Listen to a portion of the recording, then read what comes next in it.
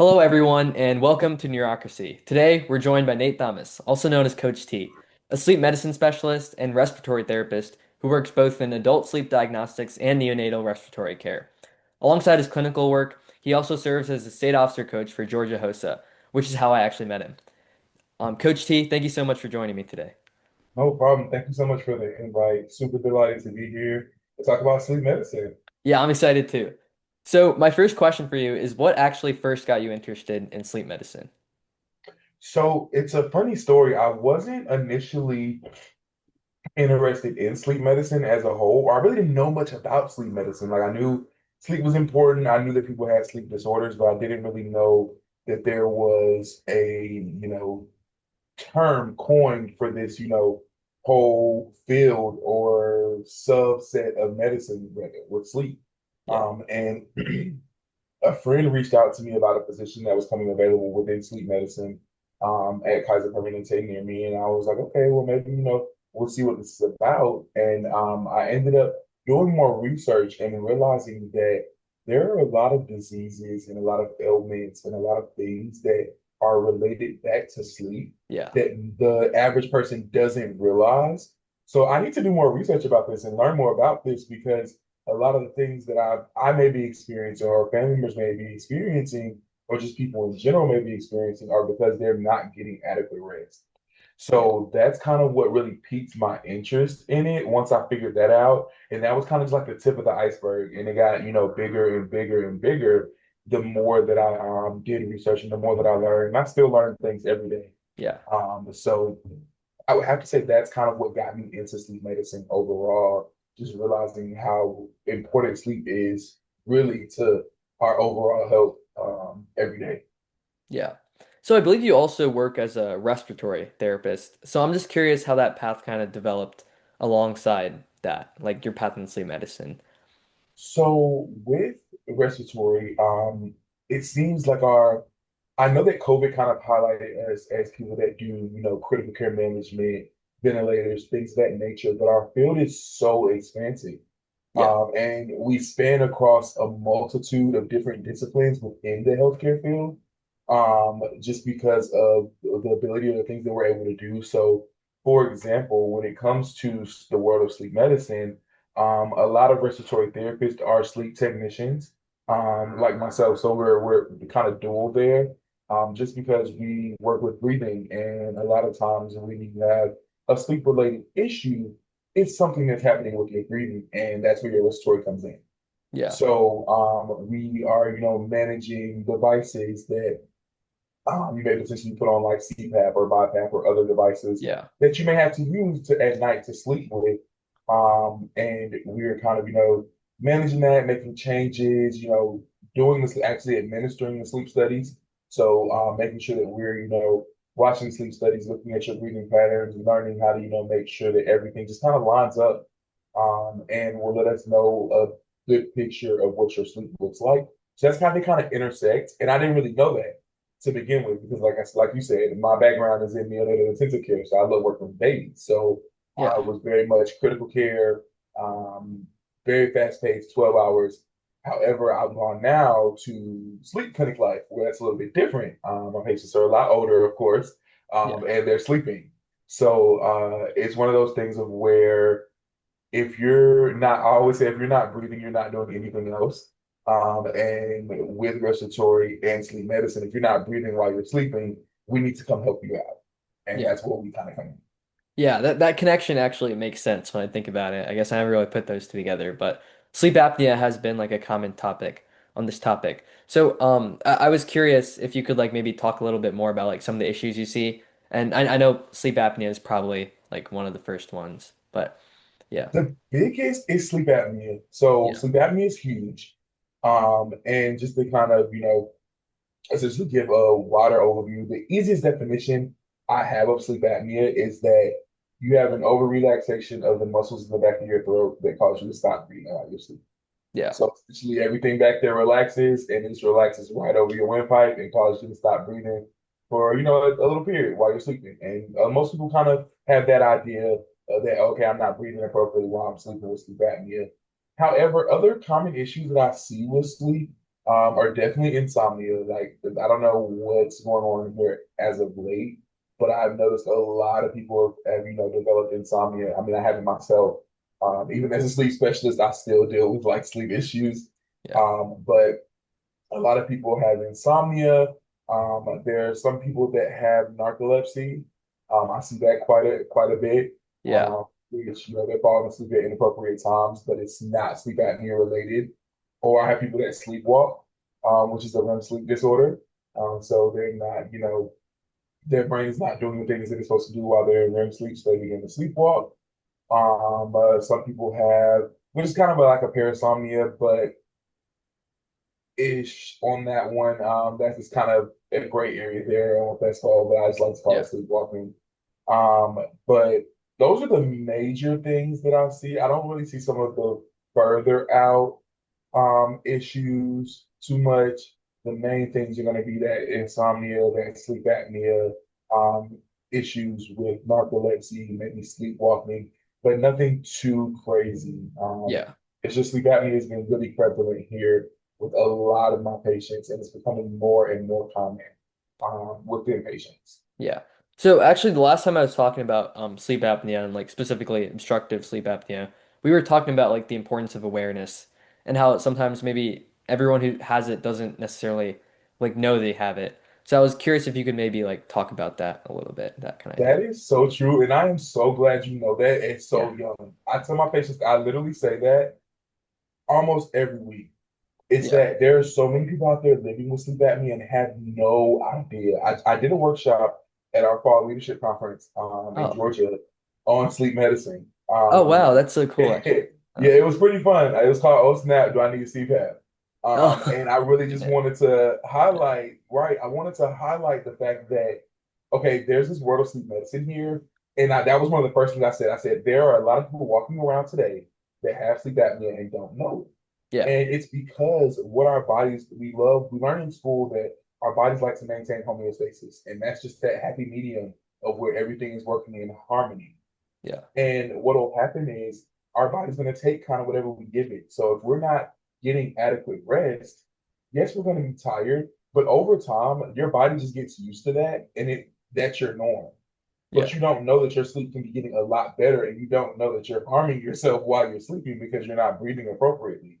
You Yeah. just kind of chalk it up to, oh, I'm just a little bit tired, or oh, I need to sleep a little bit more, or oh, I need to get in the bed a little bit earlier, not knowing that you actually have sleep apnea. And it's also because there's a common misnomer about it. In the past, it was we only tested patients if they were severely obese or if they were elderly. Right. Other than that, it wasn't a thought about it if you had other issues. Yeah. And now, in the past 5 to 10 years, we've started to debunk this misnomer and correct that and say, hey, we can test you if you're 95 pounds or if you're 495 pounds, no matter what age you are. I've had patients that are 17, 18 test positive for sleep apnea, all the way up to close to 100 years old test positive for sleep apnea. Wow. So yeah, I have a wide range of people of patients that I test. Now, is it typically people that are obese or older? Yes, but we're starting to test more and more younger patients in any demographic because of the fact that if you have this unexplained heart issue or you have this unexplained, diabetic issue or you have this unexplained issue somewhere in your body and nothing else is able to explain it, then they come to sleep and they're like, okay, well, let's see if something's going on with your sleep because we can't explain this with anything else. Yeah. So I think that's kind of the biggest thing that has kind of changed, and I love that because it will. I've helped diagnose a lot of people with sleep apnea, which is not a great thing because I don't take pleasure in that, Yeah. but I do take pleasure in the fact of knowing that okay, here's your issue and here's how we can fix it to get you Yeah. to better health. That must be really So fulfilling. right, Yeah. right, exactly, which is Yeah. the fun part. Right. Because now we work together to figure out exactly, okay, how do we maneuver here? Is this something that we can reverse, or is it something that we have to now become a new norm, but get you to the best possible sleep so you Right. can work, function at your highest self, if that makes sense. Yeah. Yeah, yeah. I mean, I agree completely with the sleep apnea stuff. And then I kind of talked about this in a previous interview, but I always like to ask the same questions over and over just so that like the core ideas always come through. what are some ways that people can maybe um reduce their risk factors or almost like control their like chances for developing, especially if they're at risk in terms of age. I know age is a big deal.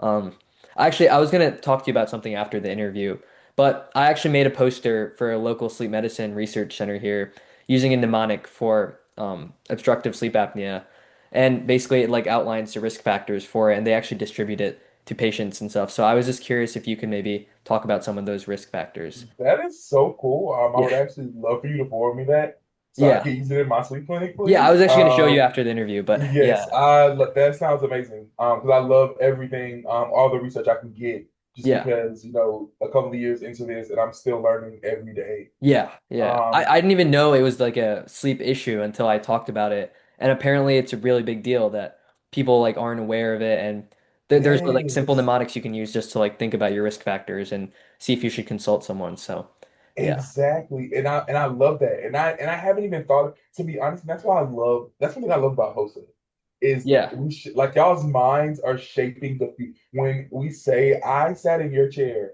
Yeah. 13 years ago and said I was the future of healthcare, and now I'm here, and I love seeing it from this perspective because you guys are the future of healthcare, and you guys help us think and help us innovate and learn because one of the big things, it's hard sometimes to pinpoint all of the risk factors, but if you can have those key things, that's Yeah. amazing. So, Yeah. like, for the biggest thing is weight, and unfortunately, that's a hard thing to talk about. That's Yeah. a very, very hard thing to talk about in our society today, Yeah. which I don't think it should be because I don't take offense. I'm a heavier set individual, and I know that. And I know that I can be in a certain, weight range, but it can be kind of a touchy subject in our society today. Right. But being overweight is one of the main risk factors for having sleep apnea. Yeah. And if your neck size is a little bit, it's I over, think we I use think it's 40 centimeters or 16 inches. right, I pulled up the right, poster actually for my right. Okay, reference. It's cool. Yeah, called so we yeah, yeah, if you're looking at your neck size, that is a yeah. risk factor for you. Right. When it comes to it, like you said, age. And Yeah. the biggest thing for me that I see in my practice is it's the weight thing is usually what kind of teeter Yeah. totters. But you do have an outlier of people that do not have a weight problem and have sleep apnea, and it's simply anatomical. Right. So due to either their tonsils or their Right. adenoids, or their tongue is oversized, or it's something that's causing the obstruction when they're going to sleep. Hmm. So sometimes it's neurologic disorders, but that's not really a risk factor. But that's a certain subset of patients. I think, like I said, the biggest ones to me that I see the Yeah. most are going to be age and weight. Yeah. Um, a lot of times when it Yeah. comes to it. Yeah, so I pulled it up because I was kind of embarrassed, but I actually forgot the mnemonic. So, Oh, but you're fine. it's called stop bang, and I'll just like quickly list them out. But it's like snoring, tired, observe, like Mm-hmm. if anyone has observed you, like stop breathing, pressure, like blood pressure, BMI, age, neck size, and gender. Mm-hmm. And then at the bottom, it actually talks about how 80 to 90% of adults with obstructive sleep apnea unfortunately go undiagnosed, which I actually didn't remember the number being that high, but I mean, I guess it is. So that's actually pretty It crazy to me.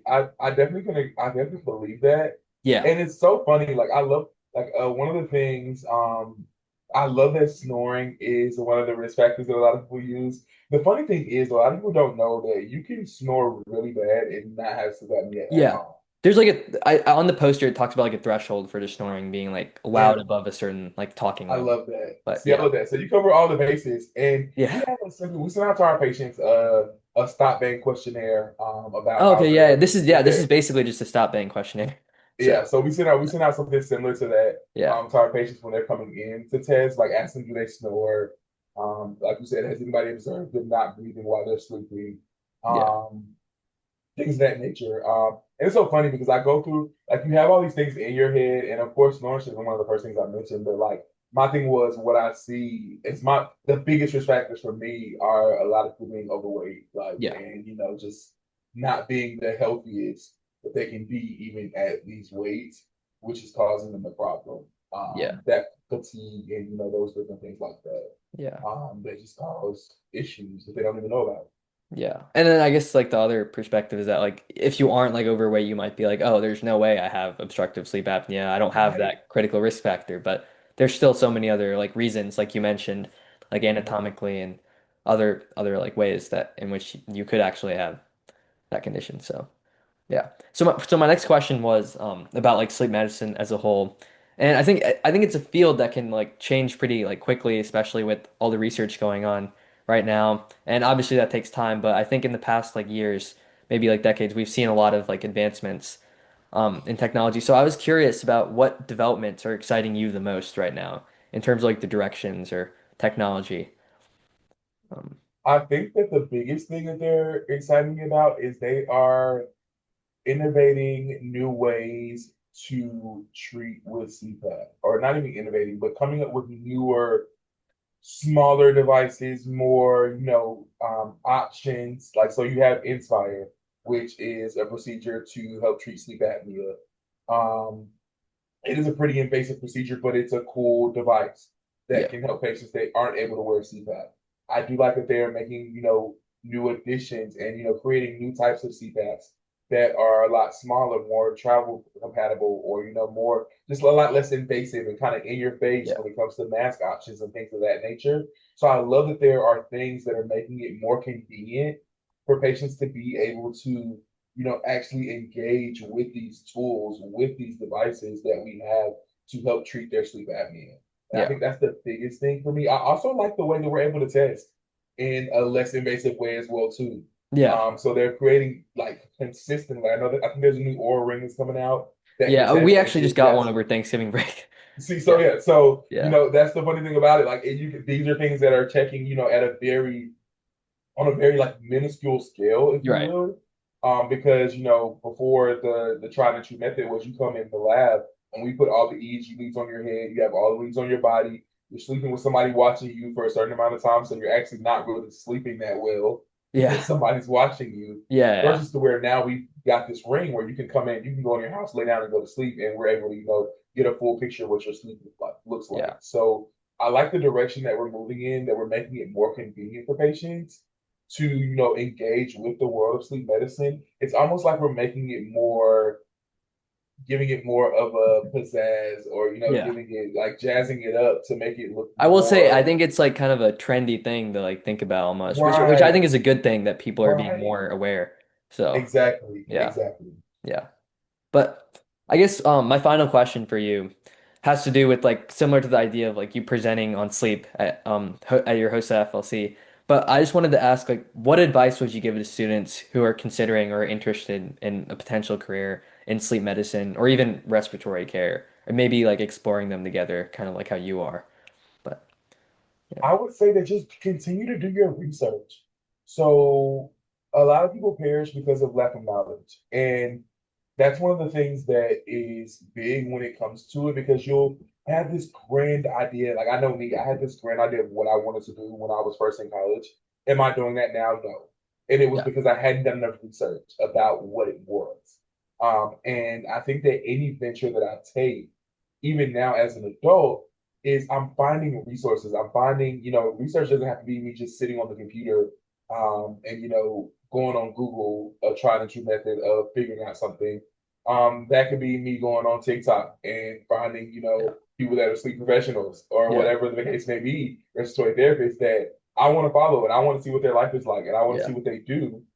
That could be me going to, local sleep clinics, or, just local hospitals and finding respiratory therapists. So tapping into my network at my own doctor's office, my primary care office, Yeah. and just figuring out where I can find and plug myself in and find a mentor or somebody who can help me complete a deeper level of research into the field, and then kind of go from there and determine if this is something that I want to do. But that's not, that sounds so easy and that sounds so like nuanced, like go find a mentor. And that might not be the case for everybody. Everybody may not be able to do that. So if you're Yeah. not able to do that, finding ways to conduct your own research. So like that is those online searches. Like I said, TikTok is really a lot of things. Yeah. A lot of people, I'm in the middle generation where social media kind of, as I was coming out of high school, going into college, social media kind of took form, and that's when it started to take off. So I knew life before that, and I know life after it. Yeah. And social media can be very advantageous if you use it appropriately. So finding your resources and tapping into your resources, just how you source with me. for Yeah. example, how we, connected on Yeah, LinkedIn. that's true. It's actually And pretty cool how we you met. see, Yeah. so Yeah. right, Yeah. so we met through, HOSA, and that Yeah. was kind of the medium that we met through. Yeah. But the connection was formed through social media, Yeah. LinkedIn. Yeah. So things like that, just those simple things of where you might know somebody who knows somebody, Yeah. and now you can tap in. Now we've opened this whole network. And Right. that's how you start to complete that research to Yeah. figure out, okay, let me learn more about this so I can know if it will pique my interest, because that's one of the biggest things that's going to be, really, really important when it comes to sleep medicine, because this is not for everybody. This doesn't excite everybody. Right. Everybody's not going to be, oh my gosh, young post sleep medicine, like how a lot of people might be like, oh my gosh, cardiothoracic surgery. So Right. it's not comparing, it's like apples to apples. Like one is not greater than the other, because a Yeah. lot of times if we fix your sleep issue, you won't have to get to cardiothoracic surgery. You won't even need to get over there. Yeah. So it's just kind of doing that research, and that's the advice that I would give to any student or anyone who's even in college or medical school trying to figure out what they want to pursue. Just do more research about it and find people and talk to people in the field if you can, and get their experiences and get their highs, get their lows, get all the kind of like skinny, I'll say, on the world of sleep medicine, and that's what I do. And I still want to learn more. Yeah. I'm excited to go to our sleep conferences and like just learn more and immerse myself so that I can help people like yourself and people that are interested and kind of teach them and kind of, shed light and awareness on sleep medicine overall. Yeah. Well, on that note, thank you so much, Coach T, for talking. I really liked what you said about networking. I think it's crazy how if I didn't tell Sanish about my podcast, he probably never would have connected me to you, and we never would have even had this conversation. But now we were able to Right. talk about this, and then right after we'll be able to talk about the poster too. And all of that is just through like LinkedIn, I guess. But in general, like it's the bigger idea of social media and how it's so much easier to connect um, with people these days. So yeah, Definitely, definitely, yeah, 100%. I appreciate you inviting me here. yeah, I appreciate you doing what you're doing. These are the things that are helping us as clinicians push the field forward. yeah. So keep doing what you're doing. Stay inquisitive. Thank Things you. within sleep Yeah, change I feel like every month. So there's something new to learn. So stay in yeah. touch, for one, but just stay inquisitive and keep learning about it, and keep spreading that awareness because we need that. Yeah. Thank you. You're welcome.